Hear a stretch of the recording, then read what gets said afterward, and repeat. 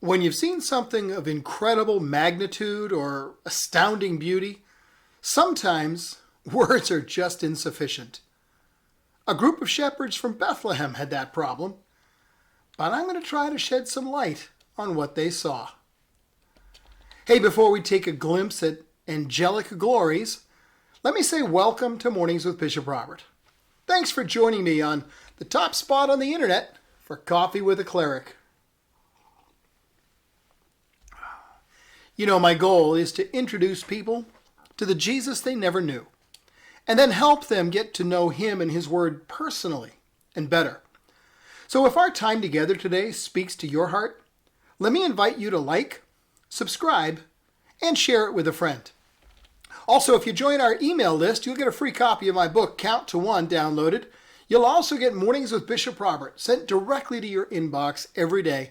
And there's lots of other great benefits too. So click the link in the description, add your name to the list, and just start enjoying the benefits. Well, today's verse says, "The shepherds returned, glorifying God for all they had heard and seen as it had been told to them." So what was it they had seen, you may wonder? Now, your first thought when you consider the shepherds in Bethlehem's fields, well, it's probably the appearance of the angels. Let's face it, if your last work shift had been interrupted because an angel showed up next to your desk or in your shop and made a pronouncement of earth-shattering importance, you'd very likely be sharing that with your family and friends. But the angelic appearance is not what this verse is referring to. You see, after the angels went away from them into heaven, the shepherds went and found Jesus, Mary, and Joseph. And what they saw certainly wasn't huge or grandiose, just the opposite. What they saw was, on one hand, utterly humble. A newborn baby lying in a manger. I mean, my guess is they were stopped in their tracks by the deep recognition within their spirits of the presence of the Almighty. Even before the shepherds arrived, evidently Mary and Joseph were not alone. Luke records the shepherds retelling the story of the angels and all who heard it wondering about what this could mean. So there were probably family members of Joseph in attendance. And the shepherds. You see, that's the illogical part. It makes absolutely no sense.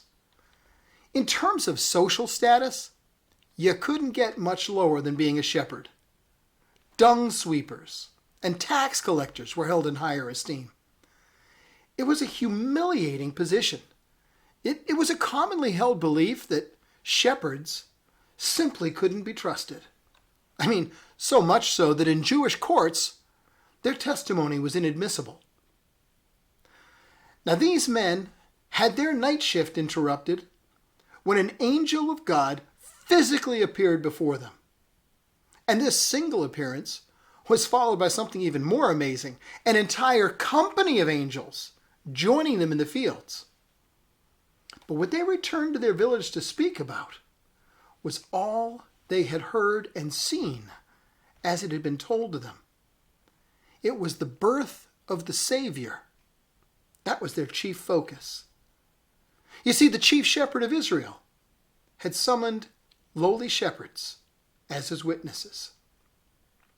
The shepherds returned, glorifying God for all they had heard and seen as it had been told to them. Now, as you think about yourself, you may feel as though you are a person of no consequence. Inside, you may feel worthless, utterly insignificant. And that can be the case whether your reputation is like a stack of sterling or a pile of dung. Because we see our inner faults and failings like no one else can. Well, no one else, that is, but God.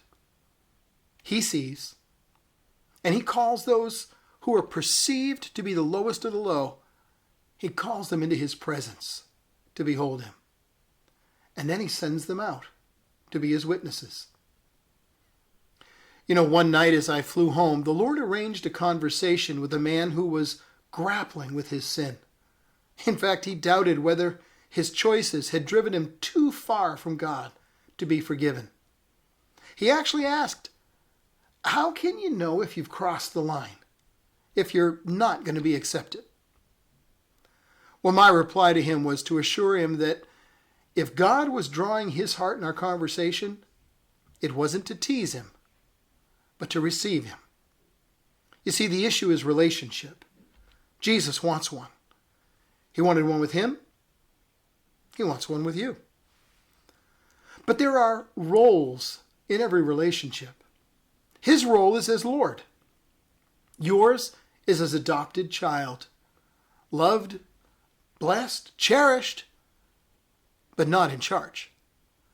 The role he calls you to is similar to that of the shepherds, glorifying God for all you've heard and seen from him.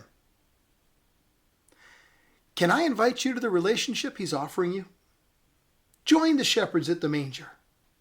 Contemplate the great lengths he went to so you could approach him.